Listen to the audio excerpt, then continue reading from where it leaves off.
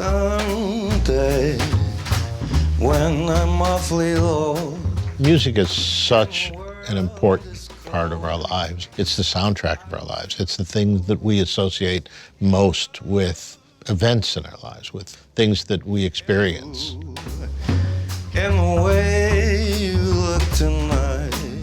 GRAMMY Museum is a place to come and witness both the history and the future. When people, talk about the success of the GRAMMY Museum, it has to start with the parents, the Recording Academy, and AEG. When Staples Center was originally conceived and built years ago, AEG had the foresight to actually reach out to the Academy and say, look guys, we're going to build this incredible venue right here in Los Angeles. We have over 80 categories of music that we celebrate. We're not just focusing on rock and roll. We're not just focusing on classical music or jazz. The extension of recognizing great music would be to have a brick and mortar home for this to live. 3, 2, 1, hit it! We had 400 students from Los Angeles come to the museum that first day. When the kids came to the door and we had Ludacris and Jermaine Dupri open these doors for them just to see their faces. You just knew at that moment when you saw the twinkle and the sparkle in their eyes that this was really going to be exactly what we hoped. The GRAMMY Museum is the place where we're able to bring kids and they can experience music firsthand. This is like the biggest box of candy that you could possibly have, and all you got to do is reach in and pull it out. We've done an exhibit on John Lennon. We've done an exhibit on George Harrison. We've done an exhibit on Ringo that's currently on display here at the museum. All we have left, Paul McCartney, you're next, so come on, step up to the plate. We need you here at the GRAMMY Museum. We've had a Dylan exhibit, go to Paris. We had a Bob Marley exhibit, go to London in the Olympics. We put together a hip-hop exhibit that I think was the envy of almost every other music museum. You capture the essence of the artist with the little written songs, the costumes that they wear. Beyond the exhibits of things that you can see, we also have these virtual and on-the-spot experiences. Every exhibit that we do, every public program is about some sort of teaching moment. From conversation with public programs to a Jazz 101 series with Bob Santelli.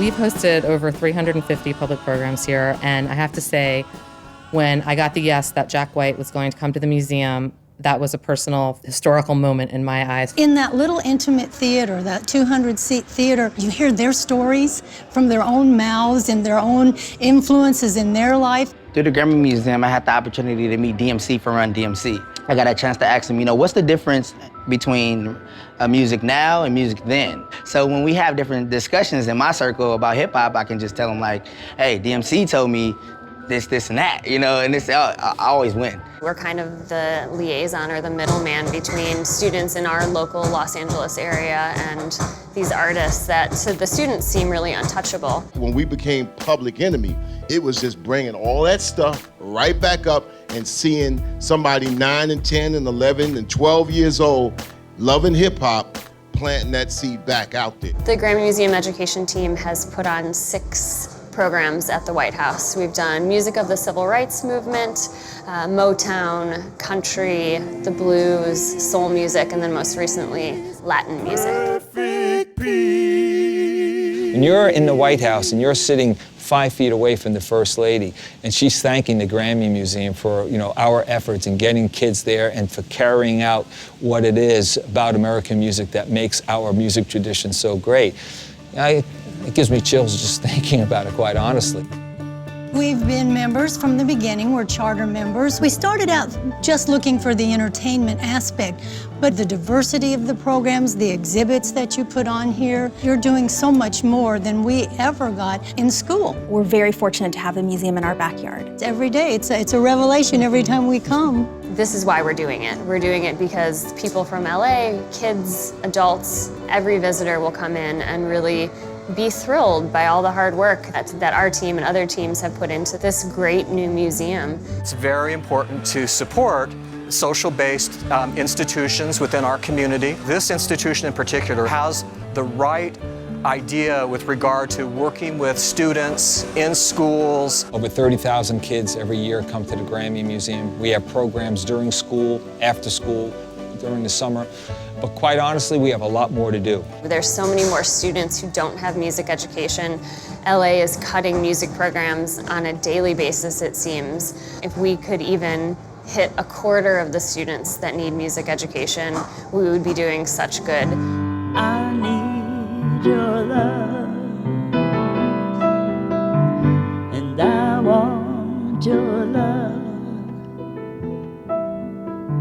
We are a not-for-profit. As an academy, the museum is a charity, and most not-for-profits and charities run on the basis of giving.